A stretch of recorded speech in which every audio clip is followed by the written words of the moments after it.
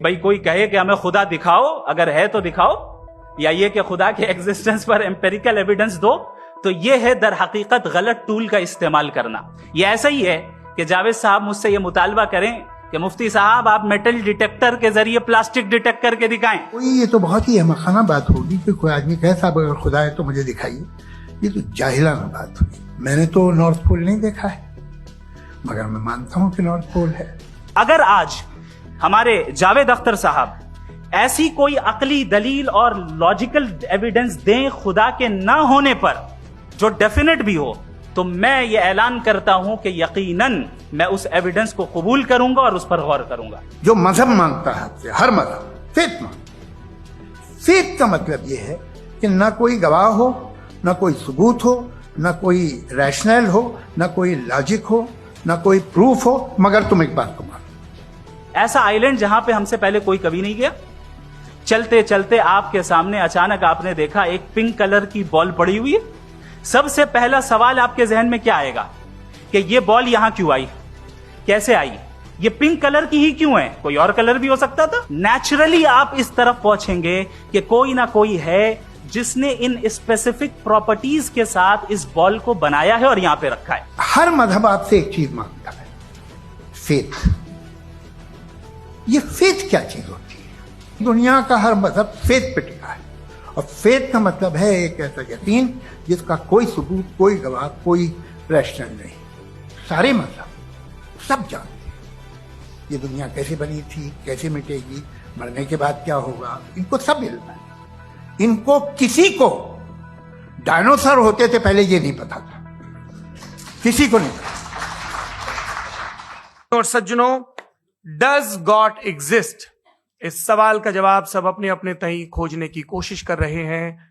कोई इसको god damn particle की खोज बताता है, कोई गॉड पार्टिकल की खोज बताता है, कोई हिग्स बोसान की खोज बताता है, कोई ये सवाल जवाब तलाशने की कोशिश करता है कि मास एग्जिस्टेंस में आखिर आया कैसे, हुआ क्या था, सृष्टि के पहले, समय के पहले क्या था। और कोई ये कहता है कि ये सारी खोजें जिस मस्तिष्क में हो रही हैं प्रकृति के क्रम में, वो कैसे विकसित हुआ।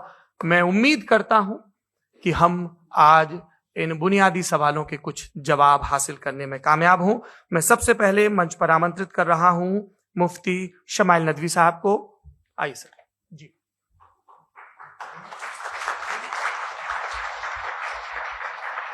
तमाम तारीफें उस क्रिएटर के लिए जिसने इस यूनिवर्स को एक मकसद के तहत पैदा किया है। रिस्पेक्टेड जनाब जावेद अख्तर साहब, मिस्टर सौरभ द्विवेदी और respected audience, thank you all for being here today. आज की डिबेट में चूंकि हम बात करने वाले हैं डज गॉड एग्जिस्ट के टॉपिक पर, तो ये एक ऐसा टॉपिक है जिसके मुताल्लिक कोई भी डिसीजन लेने के लिए अलग अलग स्टैंडर्ड्स हो सकते हैं।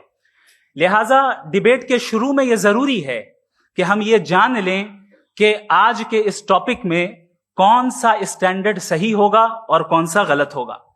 सबसे पहला स्टैंडर्ड जिसे मैं समझता हूं कि हमारे रिस्पेक्टेड जनाब जावेद अख्तर साहब बड़ी तेजी के साथ उसकी तरफ लपकेंगे, वो है साइंस। जबकि साइंस दर हकीकत खुदा के एग्जिस्टेंस को डायरेक्टली साबित करने या उसके एग्जिस्टेंस को डिनाई करने के लिए स्टैंडर्ड नहीं बन सकती। और उसकी वजह क्या है, ये मैं नहीं कह रहा, ये वो लोग कह रहे हैं जो साइंस के एक्सपर्ट्स हैं। नेशनल एकेडमी ऑफ साइंस कहती है science doesn't have the processes to prove और disprove the existence of God. Why? क्योंकि साइंस का ताल्लुक एम्पेरिकल एविडेंस से है, और एम्पेरिकल एविडेंसेस का ताल्लुक हमारे नेचुरल और फिजिकल वर्ल्ड से है, जबकि गॉड नॉन फिजिकल और सुपर नेचुरल रियलिटी है। लिहाजा नॉन फिजिकल रियलिटी को आप उस टूल के साथ नहीं चेक कर सकते जिसका काम फिजिकल रियलिटी को तलाश करना है। लिहाजा आज इस डिबेट में गॉड की एग्जिस्टेंस को साबित करने या उसे डिनाई करने में साइंटिफिक एविडेंस को एक्सेप्ट नहीं किया जाएगा। दूसरा स्टैंडर्ड हो सकता है रेविलेशन, कि रेविलेशन के जरिए हम यह साबित करें कि गॉड एग्जिस्ट करता है या नहीं। लेकिन यह स्टैंडर्ड भी आज इररेलेवेंट है। क्यों? क्योंकि रेविलेशन मेरे नजदीक सोर्स ऑफ नॉलेज है, वैलिड सोर्स ऑफ नॉलेज है, लेकिन हमारे जावेद अख्तर साहब के नजदीक ये वैलिड सोर्स ऑफ नॉलेज नहीं है। लिहाजा आज की डिबेट में मैं एक भी एविडेंस किसी भी मजहबी स्क्रिप्चर से नहीं दूंगा, ताकि जावेद अख्तर साहब के लिए वो अनएक्सेप्टेबल ना हो। तीसरा जो मेयार हो सकता है वो है ऑब्जर्वेशन, कि भाई कोई कहे कि हमें खुदा दिखाओ, अगर है तो दिखाओ, या ये कि खुदा के एग्जिस्टेंस पर एम्पेरिकल एविडेंस दो, तो ये है दर हकीकत गलत टूल का इस्तेमाल करना। ये ऐसा ही है कि जावेद साहब मुझसे ये मुतालबा करें कि मुफ्ती साहब आप मेटल डिटेक्टर के जरिए प्लास्टिक डिटेक्ट करके दिखाएं। अब चूंकि प्लास्टिक डिटेक्ट नहीं हो पा रही है, लिहाजा plastic does not exist. No, you are using the wrong tool. इस टूल से प्लास्टिक को डिटेक्ट नहीं किया जाता। लिहाजा मैं समझता हूं कि गॉड के एग्जिस्टेंस पर एम्पेरिकल एविडेंस का मुतालबा करना एक बचकाना मुतालबा है, और हमारे रिस्पेक्टेड जनाब जावेद अख्तर साहब इस स्टेज से अब बहुत आगे निकल चुके हैं। अब बचता है एक ही स्टैंडर्ड, और वो स्टैंडर्ड है अक्ल, लॉजिक, रीजनिंग। और यही वो स्टैंडर्ड है जिसके तहत गॉड के एग्जिस्टेंस को साबित किया जाएगा या गॉड की एग्जिस्टेंस को डिनाई किया जाएगा। लेकिन चूंकि ये बहुत इंपॉर्टेंट और सेंसिटिव टॉपिक है, इसलिए लॉजिकल आर्ग्यूमेंट भी ऐसा होना चाहिए जो डेफिनेटिव हो, इनडेफिनेटिव ना हो, जो 2 और 2 4 की तरह बिल्कुल वाजे हो, जिसे लॉजिकली रिजेक्ट करना पॉसिबल नहीं हो। फॉर एग्जाम्पल हम कहें हमारे रिस्पेक्टेड मिस्टर सौरभ साहब, ये एक इंसान है और तमाम इंसान कॉन्शियस बीइंग है, लिहाजा नतीजा क्या निकला, हमारे सौरभ साहब भी कॉन्शियस बीइंग है। क्या ये इनडेफिनेट आर्ग्यूमेंट है या डेफिनेट आर्ग्यूमेंट है? ये डेफिनेट आर्ग्यूमेंट है। ये 2 और 2 की तरह वाजे है, इसमें किसी तरह जो है लॉजिकली इसको रिजेक्ट नहीं किया जा सकता। तो अगर आज हमारे जावेद अख्तर साहब ऐसी कोई अकली दलील और लॉजिकल एविडेंस दें खुदा के ना होने पर जो डेफिनेट भी हो, तो मैं ये ऐलान करता हूं कि यकीनन मैं उस एविडेंस को कबूल करूंगा और उस पर गौर करूंगा। लेकिन साथ में यह भी ऐलान कर देता हूं प्रेडिक्शन के तौर पर कि ऐसा कोई डेफिनेट आर्ग्यूमेंट कोई नहीं पेश कर सकता। दलील हम देंगे और डेफिनेटिव दलील देंगे, लॉजिकल दलील देंगे, ऐसी दलील देंगे जो एंटायर एथिस्टिक वर्ल्ड उसे रेफ्यूट नहीं कर सकती।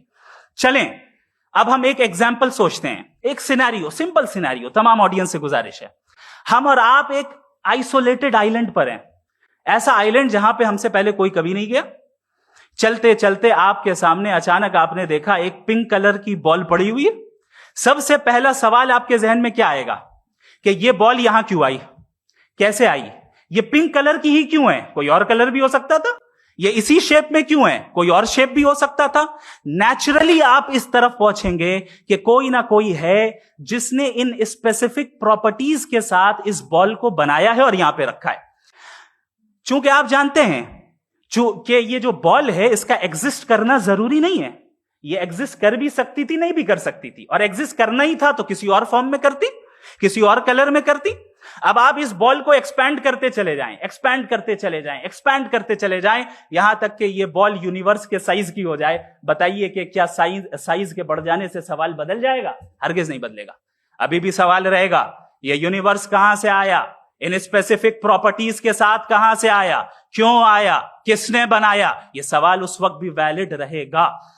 लेकिन यह सवाल अगर हम जनाब जावेद अख्तर साहब से करें तो चूंकि इनका वर्ल्ड व्यू एथिस्टिक है, और सिर्फ इनका नहीं, मतलब जितने भी एथिस्ट हैं और एथिस्टिक वर्ल्ड व्यू को रखने वाले से अगर आप ये सवाल करें कि ये यूनिवर्स कहां से आया, तो इनका जवाब या तो आर्ग्यूमेंट फ्रॉम इग्नोरेंस होगा या डॉगमेटिक होगा।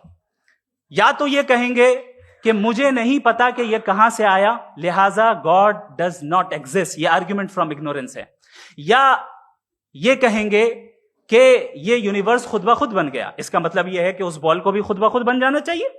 लेकिन बॉल के ताल्लुक से ये एक्सप्लेनेशन एक्सेप्ट नहीं की जाएगी कि ये खुद ब खुद बन गई, लेकिन यूनिवर्स के ताल्लुक से कर दिया जाएगा। इसे हम दूसरे अल्फाज में डॉगमा भी कह सकते हैं।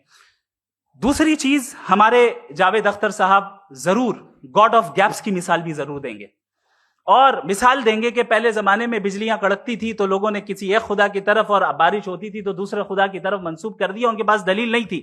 यह हमारा वर्ल्ड व्यू है ही नहीं, यह हमारा वर्ल्ड व्यू है ही नहीं, क्योंकि नेचुरल फेनोमेना के प्रोसेस की इंटरप्रिटेशन को जान लेने से यह कहां से साबित हो गया कि गॉड एग्जिस्ट नहीं करता है? इस पर मैं इंशाल्लाह अभी आगे बात करूंगा। आप हजरात ये भी देखेंगे, और मैं ये एक्सपेक्ट करता हूं कि हमारे रिस्पेक्टेड जनाब जावेद अख्तर साहब जरूर इमोशनल आर्ग्यूमेंट्स भी देंगे, जो कि एक लॉजिकल फेलेसी है जब बात आती है ट्रुथ को डिसाइड करने में। क्यों? मिसाल के तौर पर वो कहेंगे कि अगर गॉड है तो इविल क्यों एग्जिस्ट करता है, जबकि मैं कहता हूं इविल का एग्जिस्ट करना गॉड के एग्जिस्ट करने की दलील है, उसके खिलाफ नहीं है। चूंकि अगर गॉड है तो हम सब उसके सामने अकाउंटेबल हैं, और अगर हम अकाउंटेबल हैं तो अकाउंटेबिलिटी के लिए इविल का मौजूद होना जरूरी है, उसके बगैर हम अकाउंटेबल नहीं हो सकते। और अगर हम अकाउंटेबल नहीं हैं तो हम जनाब जावेद अख्तर साहब से पूछेंगे कि आप बताएं कि फिर सफरिंग इस दुनिया में क्यों है? अगर खुदा नहीं है तो सफरिंग क्यों है? और उन लोगों के जज्बे का क्या जिनके अंदर सफरिंग के बाद इंतकाम लेने का जज्बा पाया जाता है और वो इस दुनिया से ऐसे ही चले गए, क्या उनकी सारी तकलीफें बेकार चली जाएंगी? अब आ जाएं उसी एग्जाम्पल की तरफ कि बॉल, मुझसे अगर कोई पूछे इस बॉल को किसने बनाया और या इस एक्सपेंडेड बॉल को किसने बनाया, मैं कहूंगा कि चूंकि ये यूनिवर्स और इस यूनिवर्स की तमाम चीजें कॉन्टिंजेंट हैं। कॉन्टिंजेंट होने का मतलब ये होता है कि जो अपने एग्जिस्टेंस पे किसी के ऊपर डिपेंड करती हो, तो जाहिर है ये यूनिवर्स कॉन्टिंजेंट है। और अगर कोई चीज कॉन्टिंजेंट नहीं है तो मैं रिक्वेस्ट करूंगा कि मुझे दिखा दें कि कौन सी चीज यूनिवर्स में कॉन्टिंजेंट नहीं है, हम भी जरा गौर कर लें और हम भी देख लें। और जब कॉन्टिंजेंट चीजें मौजूद हैं तो फिलोसोफर्स की इस्तिलाह के मुताबिक, हम उस टर्मिनोलॉजी के मुताबिक हम उस जगह तक पहुंचते हैं और उस हस्ती तक पहुंचते हैं जिसे नेसेसरी बीइंग कहा जाता है, कि ये वो नेसेसरी बीइंग है जिसका मौजूद ना होना नामुमकिन हो। क्योंकि अगर ये मौजूद ना हो तो सारी चीजें एग्जिस्टेंस में आएंगी ही नहीं, और ये सारी कॉन्टिंजेंट चीजें उसी के ऊपर डिपेंड करती हैं। अब अगर आप ये सवाल करते हैं कि फिर उस हस्ती को किसने बनाया, फिर उसका कॉज क्या है, फिर उसका कॉज क्या है, फिर उसका कॉज क्या है, और एंडलेसली चले जाएं, इसे हम कहते हैं इन्फिनिट रिग्रेस ऑफ कॉजेस, जो कि लॉजिकल फेलेसी है। कॉन्सेप्चुअली इन्फिनिटी पॉसिबल है। मिसाल के तौर पे न्यूमेरिकल्स 1 2 3 गिनते चले जाएं, इन्फिनिट नंबर्स हैं। मैं कॉन्सेप्चुअली बात नहीं कर रहा, प्रैक्टिकली रियलिटी में साबित करके दिखाएं कि infinite regress of causes possible है या नहीं। अगर पॉसिबल है तो हम मान लेंगे, मिसाल दे दें, और पॉसिबल नहीं है तो एक ही ऑप्शन बचता है जिसे हम कहते हैं नेसेसरी बीइंग। ऐसी नेसेसरी बीइंग जो इंडिपेंडेंट है, क्योंकि अगर वो डिपेंडेंट हुई तो वो नेसेसरी नहीं रहेगी। ऐसी इंडिपेंडेंट बीइंग जो इटर्नल है, अगर वो इटर्नल नहीं होगी, उसकी बिगिनिंग होगी तो वो खुद कॉन्टिंजेंट है।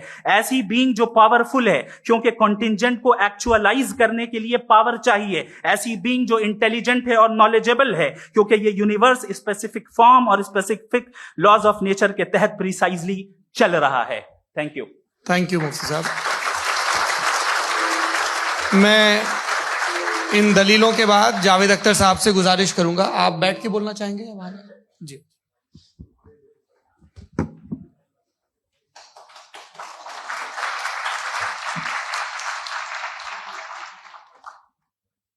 पहले तो मैं मुफ्ती साहब को एक अच्छी खबर देना चाहूँगा कि मेरी नॉलेज साइंस के बारे में बड़ी मामूली है, तो आप फिक्र ना करें उसकी, लेकिन कुछ कॉमन सेंस है मुझ में। देखिए, ये खुदा का तस्वुर कोई नया तस्वुर नहीं है, ये सदियों से रहा है। ये कुछ रिलीजन 3000 साल पुराने होंगे, 4000 साल पुराने होंगे, लेकिन इंसान कोई 10,000 12,000 साल से एग्जिस्ट करता है होमोसेपियन की शक्ल में, और हमेशा कुछ ना कुछ मजहब रहे। ये मजहब जाहिलों के नहीं थे, ये मजहब एक ऐसी ग्रीक सोसाइटी के थे जहां बड़े बड़े फिलोसफर पैदा हुए। ये मजहब इजिप्शियंस के थे जिन्होंने पिरामिड्स बनाए थे। ये रोमन्स के थे कि जिनका आर्किटेक्चर और सेनेट यानी पहली बुनियाद डेमोक्रेसी की, लिमिटेड थी मगर डेमोक्रेसी थी, ये उन लोगों ने किए थे। तो इनका जो जुपिटर था, रा था, ज़्यूस था, उन्हें उस पर इतना ही एतमाद था जितना आज किसी मजहबी आदमी को अपने खुदा पे होगा। क्रिश्चियनिटी आने से पहले यूरोप में एक मजहब था, जर्मेनिक रिलीजन। उसका एक खुदा था, उसकी एक बीवी थी, उसके 2 बेटे थे, एक बेटी थी। फिर जर्मनी में जब यूरोप में क्रिश्चियनिटी आई तो वो खुदा, उसकी बीवी और पूरे खानदान चला गया। तो हमने, अगर हम हिस्ट्री देखें तो खुदा जो है वो ज़्यादातर फ़ानी है, वो हमेशा रहे नहीं। और वो जो लोग इन्हें मानते थे उनको आप कहें वो तो जाहिल थे, उन्हें तो कुछ पता ही नहीं था। ऐसा नहीं है, वो अपने वक्त में बड़े काबिल लोग थे और अपने वक्त में उन्होंने बड़े बड़े काम किए।